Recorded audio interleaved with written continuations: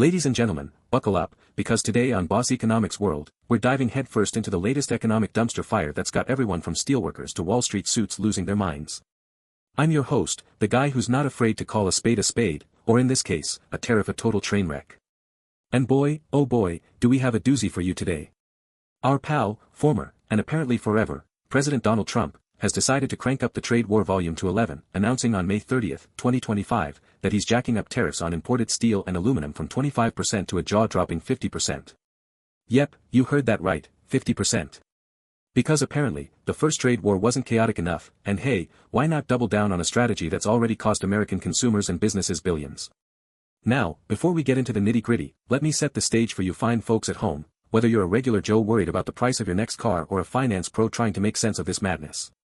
This isn't just about steel and aluminum, this is about government mismanagement, economic recklessness, and a policy that's driving us straight into the ditch of recession. And don't worry, I've got the data, the examples, and the receipts to back it up. So, let's break this down, layer by layer, from the surface-level clownery to the deep, systemic rot it exposes. Grab your popcorn, because this is gonna be a wild ride. Let's start with the obvious, this tariff hike is political theater at its finest. Trump announced this bombshell at a rally in Pennsylvania, right outside Pittsburgh, at U.S. Steel's Mon Valley Works. Why there? Because Pennsylvania is a swing state, folks, and steel country is the perfect backdrop for some good old-fashioned populist posturing.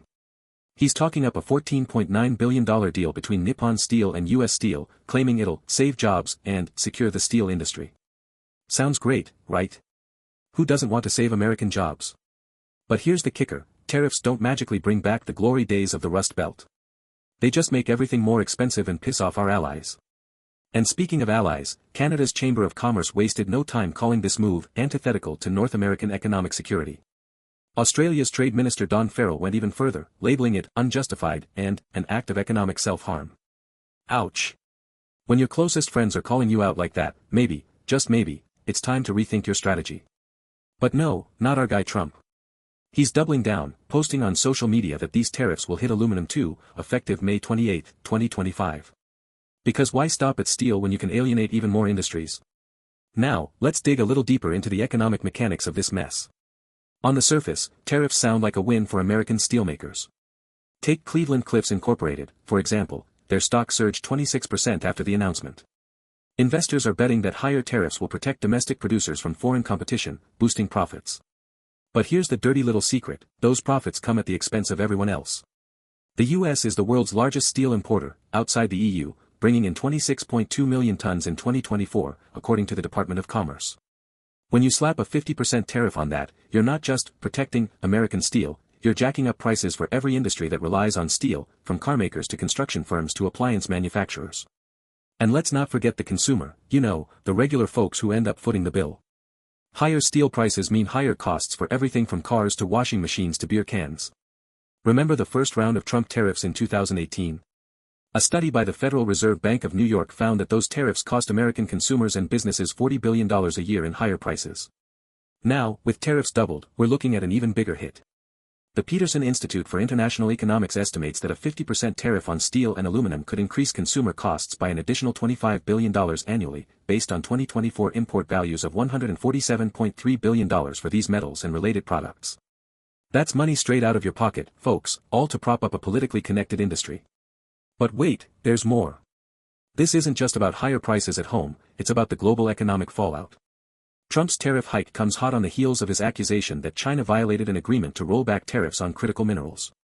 So, not only are we escalating tensions with our allies like Canada and Australia, but we're also reigniting the trade war with China. Remember, Trump's first trade war with China in 2018 cost U.S. companies $50 billion in annual import value, according to Census Bureau data. This time, the stakes are even higher, with global supply chains already strained by post-COVID recovery, the war in Ukraine, and inflation pressures. And speaking of inflation, let's talk numbers. The U.S. inflation rate was already hovering at 3.5% in April 2025, according to the Bureau of Labor Statistics, well above the Federal Reserve's 2% target. Now, with these tariffs set to drive up input costs across industries, economists at Goldman Sachs predict inflation could spike to 4.2% by the end of 2025. That's a recipe for higher interest rates, slower growth, and, yep, you guessed it, a potential recession. The International Monetary Fund, IMF, warned in its April 2025 World Economic Outlook that escalating trade tensions could shave 0.5% off global GDP by 2026. But hey, who needs economic growth when you've got political points to score, right? Now, let's get to the heart of the matter, the systemic rot that this tariff fiasco exposes. This isn't just about one bad policy, it's about a government that's addicted to short-term gimmicks at the expense of long-term stability. Trump's tariffs are a textbook example of economic mismanagement, rooted in a misguided belief that protectionism can bring back jobs and industries. But here's the harsh reality, the Rust Belt's decline isn't because of foreign steel, it's because of automation, technological change, and decades of underinvestment in education and infrastructure. According to a 2024 report from the Economic Policy Institute, automation accounted for 88% of manufacturing job losses between 2000 and 2020, while trade accounted for just 12%. Tariffs won't fix that, but they will make life harder for everyone else. And let's not forget the hypocrisy here. Trump claims to be securing the steel industry, but his administration has done little to address the real threats to American manufacturing, like China's state-subsidized overcapacity, which floods global markets with cheap steel. Instead of working with allies to tackle this issue through the World Trade Organization, WTO, Trump's go-to move is unilateral tariffs that hurt our friends as much as our rivals. Canada, for example, supplies 18% of U.S. steel imports, according to the American Iron and Steel Institute, and it's one of our most reliable trading partners. Slapping a 50% tariff on Canadian steel doesn't secure our industry, it undermines North American economic integration and risks retaliation. Canada's already hinting at counter-tariffs, and don't be surprised if your next maple syrup bottle costs twice as much. Now, for you finance pros out there, let's talk hard data and real-world examples. The U.S. economy is already on shaky ground, with GDP growth slowing to 1.8% in Q1 2025, according to the Bureau of Economic Analysis. Consumer confidence is tanking, with the Conference Board's Consumer Confidence Index dropping to 95.3 in April 2025, the lowest since mid-2023. And here's the kicker, the manufacturing sector, which Trump claims to champion, is already in contraction. The Institute for Supply Management's manufacturing PMI fell to 48.7 in April 2025, signaling decline. Higher tariffs will only make this worse, driving up costs and squeezing margins for manufacturers already struggling with labor shortages and supply chain disruptions. Need a real-world example? Look at the auto industry. Steel and aluminum are critical inputs for carmakers, and the U.S. auto sector is already reeling from higher costs.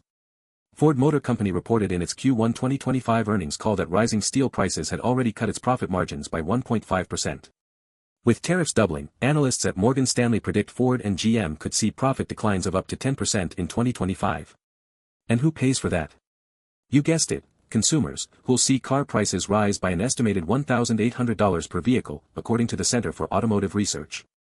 So, Trump's America First policy is really a consumers last policy. Now, let's take a step back and have a little fun with this, shall we? Imagine if the government ran a lemonade stand. Trump's approach would be to slap a 50% tariff on lemons, claiming it'll protect American lemon growers. Sure, a few growers might cheer, but the price of lemonade would skyrocket, customers would stop buying, and the stand would go bankrupt. But hey, at least he'd have a great photo op with a pitchfork and a pile of lemons, right? That's basically what's happening here, except instead of lemonade, it's the entire U.S. economy on the line. And let's not forget the irony, Trump's tariffs are being imposed under the so-called Section 232 National Security Authority. National security? Really? Last time I checked, Canada and Australia weren't exactly threats to our sovereignty. If anything, this move weakens our security by alienating allies and destabilizing global trade. But hey, why let facts get in the way of a good campaign rally? So, what's the takeaway, folks? For you regular people out there, it's simple. These tariffs are coming for your wallet, and it's time to demand better from our leaders. For you finance pros, it's time to sound the alarm, this isn't just a policy blunder, it's a recession risk. We need policies that invest in education, infrastructure, and innovation, not gimmicks that prop up dying industries at everyone else's expense. And for the government? Well, let's just say it's time to stop treating the economy like a reality TV show and start treating it like, the backbone of our society. Until next time, this is Boss Economics World, where we expose the economic absurdity, call out the government's blunders, and fight for a future where your wallet doesn't take a beating every time a politician needs a soundbite. Stay savvy, stay angry, and we'll see you in the next episode.